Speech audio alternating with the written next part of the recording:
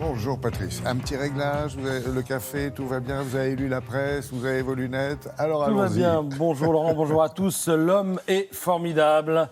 Quand il a un problème, il cherche une solution et quand il trouve la solution, eh bien, ça crée un nouveau problème pour lequel il va devoir trouver une solution. C'est une espèce de cycle infernal.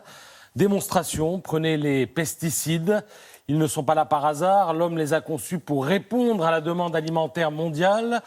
En l'état actuel, sans les pesticides, la moitié de la récolte partirait à la poubelle et on mangerait des cailloux.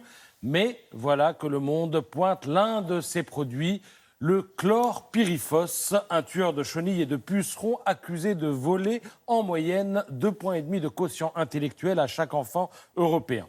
Le pesticide serait interdit dans 9 pays européens, dont la France, mais on en trouverait quand même des traces, notamment dans les graines de cumin, les citrons, les pamplemousses, les oranges, les mandarines, le céleri, le navet, le basilic, la ciboulette, le soja. Si vous cherchez vos 5 fruits et légumes quotidiens, ils sont là.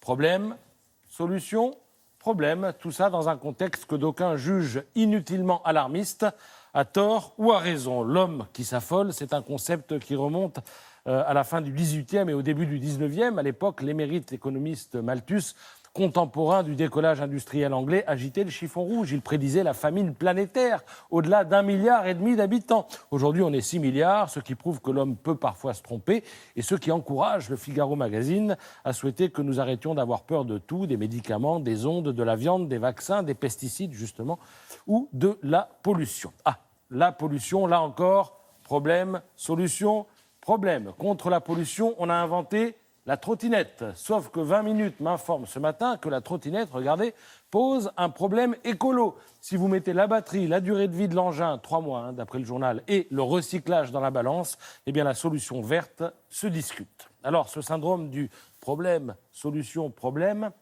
n'épargne aucun secteur. Prenez le foot. Contre l'injustice, on a inventé la vidéo. Elle a été bien utile aux filles de l'équipe de France hier soir, face au Nigeria. La vidéo leur a permis de bénéficier d'un penalty. Penalty raté. Mais c'est là que la vidéo réintervient pour montrer que la gardienne du Nigeria a bougé de sa ligne lors du penalty. Donc, on retire le penalty. Et cette fois, on le marque. Sauf que, regardez les Nigérianes. Elles s'adressent à l'arbitre. Eh, madame, ok, la gardienne a bougé, mais il y avait des Françaises dans la surface de réparation au moment du tir. Regardez, madame, c'est pas juste, c'est interdit, ça. Il aurait fallu une nouvelle intervention de la vidéo pour corriger la précédente erreur, elle-même corrigée par la vidéo qui avait corrigé la toute première erreur. Je vous l'ai dit, encore. c'est un cycle infernal, une sorte de safari dont la prochaine étape pourrait bien se jouer du côté des crypto-monnaies. Alors là, on migre du côté de Facebook, qui promet l'avènement de son Libra, une devise électronique privée, une sorte de nouveau dollar qui réglerait les problèmes d'instabilité monétaire, source de bien des tracas. C'est du sérieux. Dans l'édito de l'opinion, Rémi Godot évoque l'apparition d'un contre-pouvoir. Mais un contre-pouvoir dirigé vers qui ? Vers les États. Et c'est là que la solution au problème devient un problème dont on pressent la solution. Tout est expliqué dans l'édito de Libération. La puissance économique de Facebook est telle qu'elle devient dangereuse. Et la solution, on la connaît. La solution, ce sera la dissolution de l'empire Facebook pour Laurent Geoffrin. Ce moment se rapproche beaucoup plus vite qu'on l'imagine. Problème, solution, problème. Merci beaucoup Patrice. Allez.